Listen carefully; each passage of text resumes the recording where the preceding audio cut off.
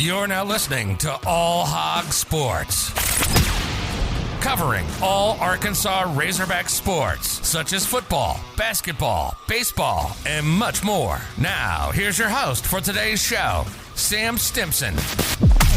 The Arkansas Razorbacks are 6-0 and ranked in the top 10 in basketball. You love to see it. The Hogs got in the top 10 last season, but it's their first top 10 appearance of the season.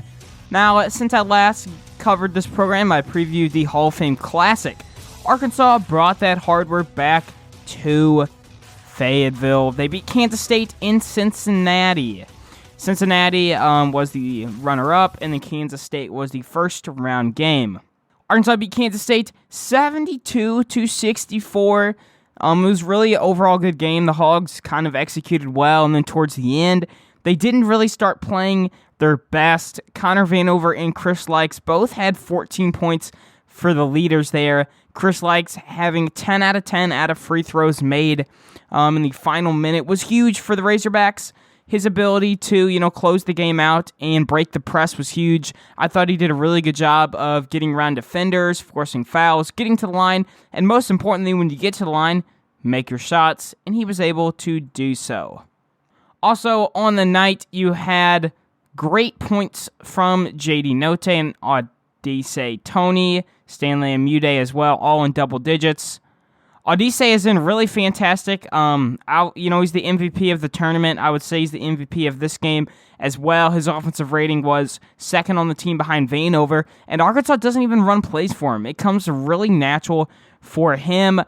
I was really happy with, though, how the Hogs played K-State. At the end, they played really sloppy and didn't finish the game like I wanted them to, or, any fans realistically did, but, they got the dub. What they really started to do was just chew a lot of clock. And the thing is, you've got to be able to, work through those things, how to close games, and Arkansas did so as well. For the most part, it was Arkansas controlled the whole game. There really wasn't a time where Kansas State was in it, even though at the end it kind of got close, but Hogs winning that first game was huge. Now, second game was against the Cincinnati Bearcats under first-year head coach Wes Miller. The Bearcats annihilated Illinois, winning 71-51, and then went up against Arkansas and lost 73-67. They later lost to Monmouth, which was a really questionable loss. I think the Bearcats are better than 76th and KenPom. I know that's their current standing now, but I think they do a lot of things good under first-year head coach Miller. He's a fantastic coach. The Monmouth loss is certainly, questionable in what happened there. Odise Tony, he was just the MVP, 150 offensive rating, scoring 19 points additionally, not a single plan being ran for him there. 6 offensive rebounds on the boards and 9 total rebounds, 1 turnover and 1 steal as well. And the thing is, he guarded their best player, Jeremiah Davenport. He had 22 minutes, and his offensive rating was 0 because he went 0 for 2. Tony had some of the best production on the defensive side and only had 2 personal fouls, which was huge as well. Towards the end of the game, Cincinnati did creep back into it. There was a time where they were favored to win the game, but Arkansas was able to close out and get the dub. Overall, though, I thought in this game, Tony played exceptionally well. Chris Likes playing well as well. And then Vanover, his ability to get on the team and get offense early is important, but sometimes he gets pulled later because of his defense. But he's still, a top contributor when he's on the court because we run a lot of plays with him. So, whenever he gets on the court, we're running plays with him. He's not really like Tony, who gets a lot of points, but they don't run plays for him. Tony, top 30 in offensive rating on the season and all of D1 basketball. Additionally, J.D. Note, he's been kind of off recently, especially from the three-point line.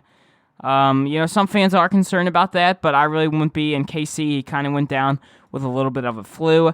And the thing is, J.D. is going to play how he does. And I know it's frustrating at times where his shot selection, was questionable. There's times where he takes shots that you're like, why'd you even take that? But that's how JD plays. He's going to throw up a heat check, and then the next play he's going to score 2 threes in a row. That's just kind of how it does. And in his way that he plays like that, it fits well in the team. Musselman has a role for him, and I really don't think it's cost us any games last year or this year. And, when he's on, I think Arkansas's win rate is really high, and then when he's off, I think Musselman will play other guards like Devo and such. Now, against Pennsylvania, the Razorbacks took home another dub. The Razorbacks winning that one 76-60. Penn kind of came back as late as well. Arkansas winning by 16 points, not covering the spread there. Penn ranking 203 in KenPom. They're currently 3-6 on the season. Played a lot of tough opponents. They have a pretty good offense, but their defense is pretty rough. Pennsylvania played against Arkansas without their leading scorer and rebounder, which was tough. A lot of people are critical. Yes, Arkansas did control the majority of this game, and some fans are still frustrated. But J.D. Note had a really good game. 13 out of 18 from 2 points. Was 0 for 6 from the 3-point line. But the 13 out of 18 mid-rangers layups, these were all going for J.D. Note, scoring 28 points. And like I said, J.D. is going to have, those games where he's going to shoot double-digit shots and, barely get like 10, 11 points. But then he's going to have a huge game at home, scoring 28 and, making 13 out of 18 from the 2-point arc, which is huge. He also had 9 defensive rebounds, the leader there, and had 5 assists. Devo Davis, he's been kind of playing a point guard role for Arkansas. If you watch him and how he played this season and last season, he plays a lot differently, and that's understandable as last year we had Jalen Tate. I've always been a huge fan of his game. I think he's really underappreciated in how he ran that Arkansas offense last season and really didn't turn over the ball much outside of a couple games. But anyway, with Jalen Tate graduating and now you have likes Devo, and then you have Kalen Robinson, who's not really playing that much, but they're all competing for point guard time, and Devo seems to be winning that out. So a lot of fans are like, why isn't Devo scoring as much as he did at the end of last season? It's because he's just running a different role in the offense. And, time will only tell if Musselman makes the switch to likes or if he keeps rolling with Devo. But right now, Devo has been getting a lot of the point guard time. And the thing is, a lot of the Arkansas lineups are, they kind of mix up. This is a team that has a good amount of depth right now. You've likes is a significant Devo, Tony, Amude, Williams, JD, and then Vanover starting, and then also Trey Wade off the bench. So, and then you also got Kalen Robinson playing a little bit, Kamani Johnson getting good minutes up in Kansas City. So I think Arkansas, time will only tell how the lineup shakes out. But overall, in this 3-game spread, Arkansas winning 3 games, and, that's the end of the day. You're going to win games. That's most important. Some things, though, the 3-point arc has not been friendly towards the Razorback this season. In 3 points percentage, they ranked 271st in D1, and then on defense, they ranked 247th in D1, and that was notoriously high, and it's been kind of going down. So the 3-point line hasn't been kind to the Razorbacks. Every other shooting category is kind of like, around the hundreds for the 2 points, and then free throws percentage is, kind of around average. Additionally, but Arkansas does get a good job of blocking shots and contesting them, and then avoiding them on the opposite end. Arkansas shooting percentage will rise, though, throughout the season as, the offense will start to mesh with Devo point guard or likes. We'll just have to see how that rolls out. But I do expect this Arkansas offense to pick up their shooting percentage and such throughout the whole entire season. But right now, I do think Musselman will keep going with the Devo, Note, Tony, Williams, and then Vanover at center. Williams playing power forward, though. He's one of the smartest basketball players, I think, in all of college basketball. He impacts the game so much without winning. That's what John Rothstein, CBS reporter, always talks about how he does it, and that's so true. Getting assists, getting rebounds, being a glue guy, making smart passes. That's what Jalen Williams does all the time, and he's been continuing to do that. Now, Arkansas's next game is tonight against Central Arkansas. The Central Arkansas Bears are ranked 339 in KenPom. This game is at 7 p.m. at Bud Walton Arena on SEC Network Plus /ESPN Plus. No spread currently out on the game, but the Razorbacks are 6-0, and UCA is 1-6 with a win over Oral Roberts, 70-67.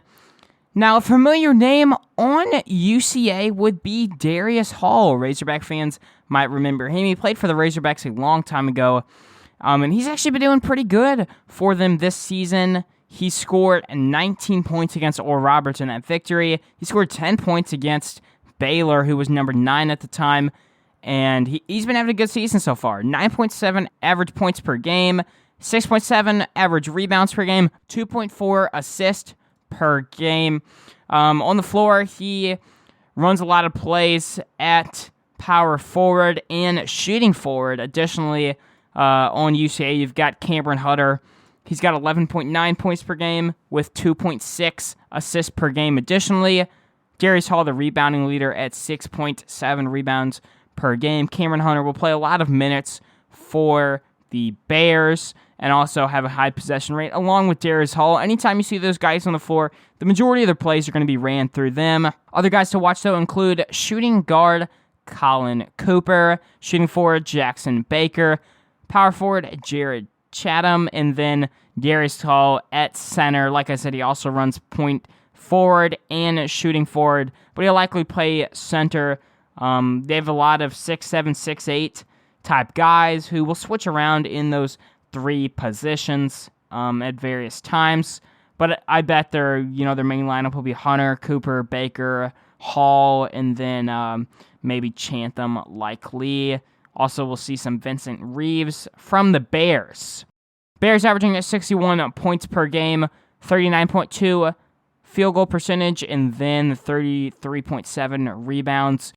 This is not a really good Bears team. They lost a lot of production, and their shooting percentages are pretty low. 43.8 effective field goal percentage, ranks 312 in D1. They've been struggling.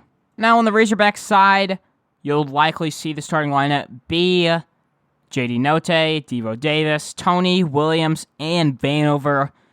Razorbacks using that lineup 14% of the time over the last 5 games. Additionally, at point guard, I think you'll see Chris Likes as well. They kind of play, a lot of off-ball with Likes. Additionally, J.D. Note also getting some time at point guard. Really, the Razorbacks are testing a lot of stuff, and it makes sense throughout this season. J.D. Note, though, electric scorer, one of the top offensive guys in the nation, 6th man of the year last season. I look for him to have an important role in this game. Additionally, Tony, he got ejected in the last game and then apologized for it on Instagram, which I thought was really nice. It showed a lot of good character and sportsmanship, but he will be back in this game. You won't have to deal with anything from that. He's one of the best offensive rebounders in the nation. Additionally, one of the best guys off the floor. He takes good care of the basketball. I really think he's one of the best players in the SEC. I don't know if he'll put up the points to get enough honors for it, but regardless, I do believe that is true. I think Vanover has a nice game too.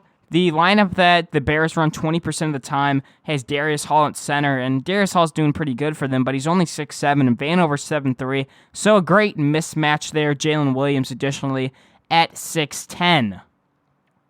That's why my prediction for this game, I got the Hogs winning this one 93-58.